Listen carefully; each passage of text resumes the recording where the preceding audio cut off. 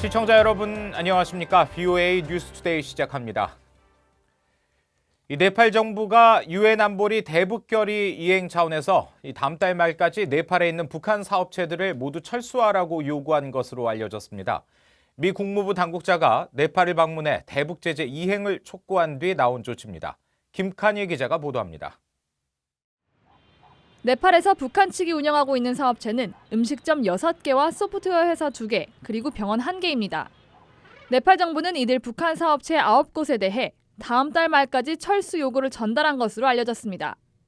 네팔 산업부는 네팔 주재 북한 대사관에 북한 측의 사업 비자가 만료되는 10월 말까지 모두 철수할 것을 전달했다고 카바루흡 등 현지 언론들이 보도했습니다. 앞서 네팔 산업부는 지난달 네팔 주재 북한 대사관의 김종혁 부대사와 사업체 운영 북한인들을 불러 8월 15일까지 사업체를 폐쇄하라고 요구했지만 북한 측은 이를 이행하지 않은 것으로 보도됐습니다. 네팔 산업부의 프렘 루이텔 국장은 이에 따라 10월 말까지 사업체 철수라는 최후 통첩을 할 수밖에 없었다고 밝혔습니다. 네팔은 그동안 북한의 사이버 범죄와 금밀수, 돈 세탁 등의 중개지로 활용되었습니다. 네팔의 이번 조치는 마크 램버트 미 국무부 대북 특별부대표가 지난 6월과 7월 네팔을 잇따라 방문해 대북 제재 이행을 촉구한 뒤 나왔습니다.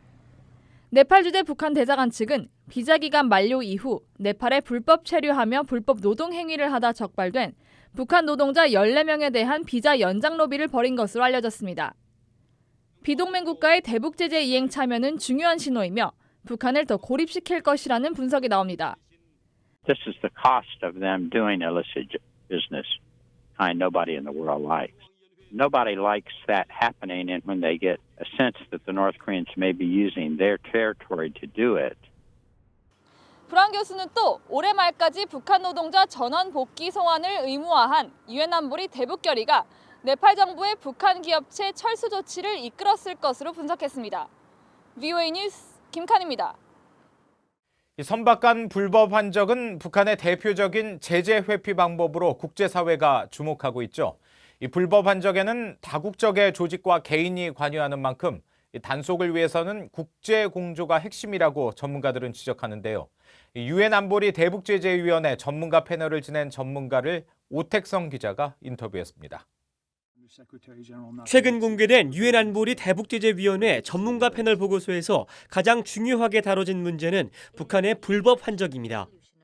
미국 역시 재무부 차원에서 불법 환적에 가담한 업체와 선박 등을 특별 제재 대상에 추가하고 있습니다.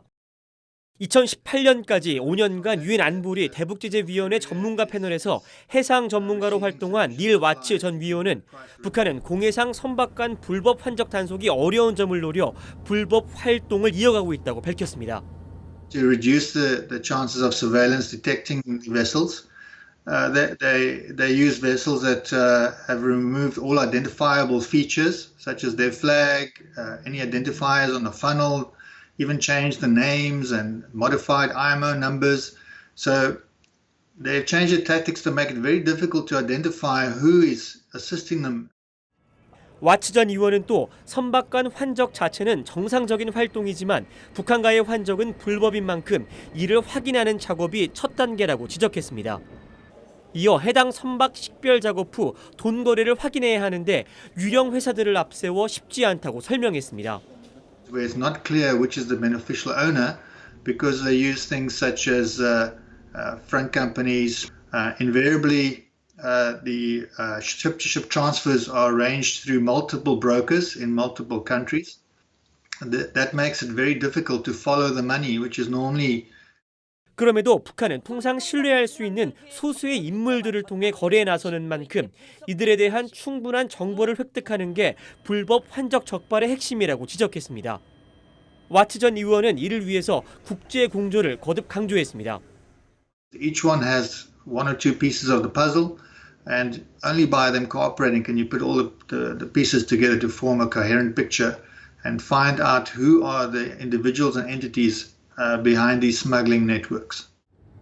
와츠 전 의원은 이어 북한의 불법 환적 활동은 지원 세력의 도움으로 제재 해제 전까지 계속될 것이라고 단언했습니다. 따라서 이에 대응한 각국의 지속적인 협력이 뒷받침되어야 한다고 말했습니다. VOA 뉴스 오특성입니다. 이 돼지 흑사병으로 불리는 아프리카 돼지열병이 한국에서도 발생해 북한에서 유입됐을 가능성이 제기되고 있습니다.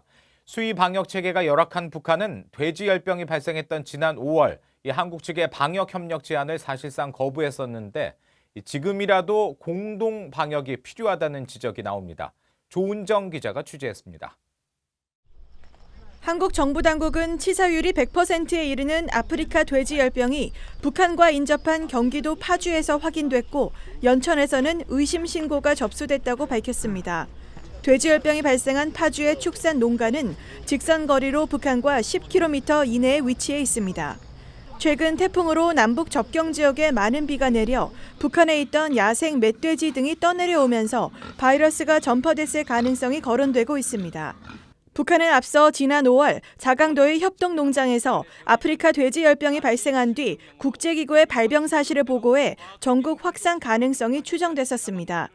당시 한국 정부는 방역 협력을 제안했지만 북한은 응하지 않았습니다.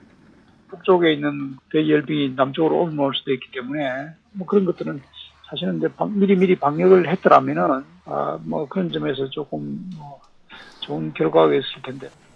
한국 정부는 아프리카 돼지열병 확산 방지를 위한 약품과 진단 장비 지원, 방역 인력 파견 등 여러 방안을 검토한 것으로 알려졌습니다.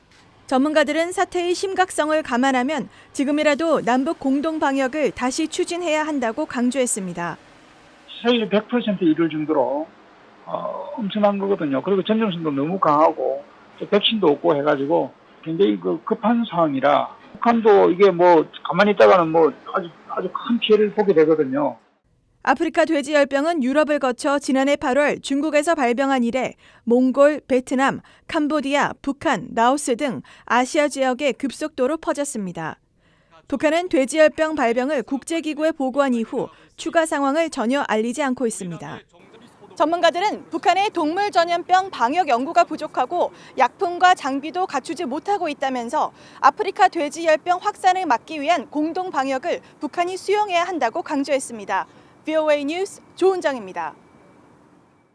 도널드 트럼프 대통령이 존 볼튼 전 국가안보보좌관의 후임으로 5명의 후보를 검토하고 있다면서 후보군을 공개했습니다. 캘리포니아주를 방문한 트럼프 대통령이 17일 전용기 내에서 기자들에게 언급한 후보군은 로버트 오브라이언 인질문제 담당 대통령 특사와 릭 와델 전 NSC 부보좌관, 리사 고든 해거티 에너지부 핵안보 차관, 또 중앙정보국 분석관 출신으로 볼턴 전 보좌관의 비서실장을 지낸 프레드 플레이츠 안보정책센터 대표, 또 마이크 펜스 부통령 국가안보보좌관인 키스 켈로그 등 5명입니다. 북한 영변의 5메가와트 원자로가 연료를 제거한 후 새 연료를 주입할 충분한 시간 동안 가동이 중단되고 핵물질 농축시설을 사용한 징후가 있었다고 국제원자력기구 IAEA가 밝혔습니다. IAEA는 오스트리아 빈에서 열리고 있는 제63차 정기총회에 제출한 보고서를 통해 영변 핵연료봉 제조 공장에서 냉각장치 가동과 차량 이동 등 원심분리 농축시설 사용 징후가 있었다며 이같이 밝혔습니다. 보고서는 북한의 핵 활동에 중대한 우려를 표시하면서 이는 관련 안보리 결의의 명백한 위반이라고 지적했습니다. 최근 사우디아라비아 원유 설비에 큰 피해를 준 드론 공격의 배후로 지목된 예멘 후티 반공과 이란의 주력 무기 중에는 북한제 무기가 상당수 포함된 것으로 알려졌습니다. 미국의 안보 전문 매체 내셔널 인터레스트는 17일 예멘 후티 반군의 주력 무기가 사거리 700km 이상인 북한판 스커드 미사일 화성 6호와 옛 소련제 스커드 미사일의 개량형인 부르칸이며 이들 무기가 전략적 위험 요소가 될 수 있다고 지적했습니다. 또 사우디와 국경을 맞댄 예멘과 이란은 정밀 타격이 가능한 탄도미사일과 크루즈 미사일을 북한과 러시아로부터 이전받아 보유하고 있다면서 국제사회의 큰 위협이라고 밝혔습니다. 미국 상하원 외교위원회가 18일 데이비드 스틸웰 국무부 동아시아 태평양 담당 차관보를 출석시켜 한반도 현안 등에 대한 청문회를 개최합니다. 상원 외교위원회는 18일 오전 스틸웰 차관보를 취임 이후 처음으로 출석시켜 인도 태평양 지역 미국의 정책을 주제로 청문회를 진행합니다. 이어 하원 외교위원회도 이날 오후 동아시아 태평양 미국의 이익과 2020 회계연도 예산을 주제로 청문회를 열 예정이며 스틸웰 차관보와 함께 글로리와 스틸 국제개발처 아시아 담당 부처장 대행도 출석합니다. 이상으로 BOA 뉴스투데이 마칩니다. 함께해 주신 여러분 고맙습니다.